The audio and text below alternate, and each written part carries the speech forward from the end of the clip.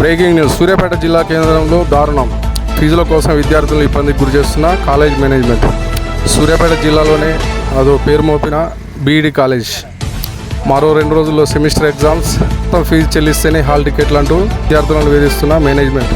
ఉదయం నుంచి పడిగాపులు కాస్తున్న జాలి చూపని కాలేజీ యాజమాన్యం. అధికారులు ఆదుకోవాలంటూ విద్యార్థుల ఆవేదన. మేము కన్వీనర్ కోటా నుంచి జాయిన్ అయినాం. మాకు ఫీజులు కడితేనే హాల్ టికెట్స్ ఇస్తా అని అంటున్నారు సార్. వాళ్ళు బెదిరిస్తున్నారు. Correspondent sir, principal sir, Prabhakar sir, Hariprasad sir. అంటే ఇప్పుడు మీరంతా మేనేజ్మెంట్ యూనివర్సిటీకి కూడా వెళ్ళి వచ్చినాం. అందరం కన్వీనర్ కోటా నుంచి వచ్చినాం. రిజిస్టర్ సార్ వాళ్ళు కూడా అంటే మీతో ఏమైనా ఫీజులు కట్టించుకురా? సగం కట్టినాం. మేము 15,000 కట్టినాం.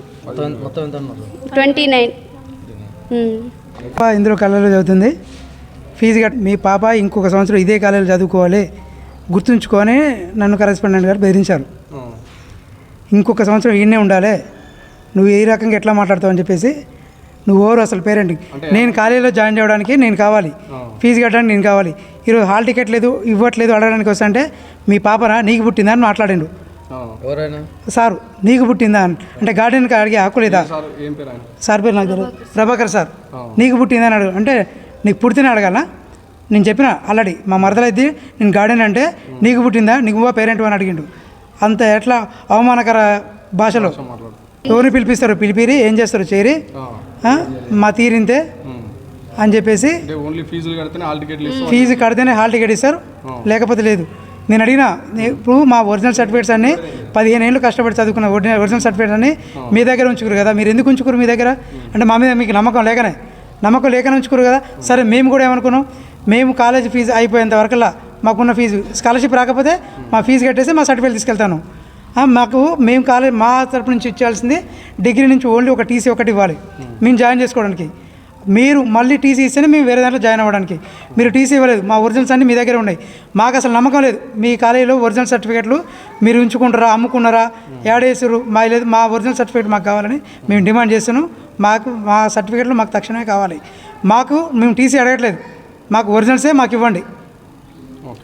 ఈరోజు ప్రజావానికే వెళ్దాం అనుకున్నాం, కానీ ఈరోజే జరిగింది. మళ్ళీ ప్రజావానికి పోయే వారికే ఎగ్జామ్స్ అయిపోతే పిల్లలకి హాల్ టికెట్ ఇవ్వనంటారు. పిల్లలందరూ భయపడుతున్నారు. బిల్డింగ్ మీదకి ఎక్కి మేము అటు ఇటుపోతాం అని అంటే నేనే వద్దని వారించిన. వాళ్ళు పెద్దవాళ్ళు వస్తారు అడుగుతుంది అని చెప్పేసిన. సార్ వాళ్ళ తీరు బెదిరిస్తురు. ఇంకా 1 సంవత్సరం పాటు ఇక్కడే ఉండాలి, గుర్తుంచుకోరు అంటే ఏం చేద్దామని పిల్లల్ని, అందరు ఆడపిల్లలు ఏం చేద్దామని.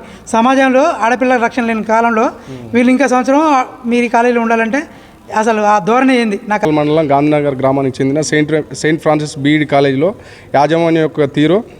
కన్వీనర్ కోటాలో జాయిన్ అయిన బీఈడి విద్యార్థినులను ఎంతో ఇబ్బందులకు గురిచేసి ఓన్లీ ఫీజులు కడితేనే స్కాలర్షిప్ రావు, ఫీజులు కడితేనే మేము హాల్ టికెట్లు ఇస్తామని చెప్పేసి 26వ తారీఖు ఎగ్జామ్ ఉంటే ఈరోజు వచ్చి వాళ్ళు ఉదయం నుంచి ఇక్కడనే వెయిట్ చేస్తున్నారు, కానీ హాల్ టికెట్లు ఇవ్వట్లేదు అని ఇయ్యము, ఏం చేసుకుంటారో చేసుకోండి అని చెప్పి వాళ్ళని బెదిరిస్తున్నారని వాళ్ళు తెలియజేయడం జరిగింది.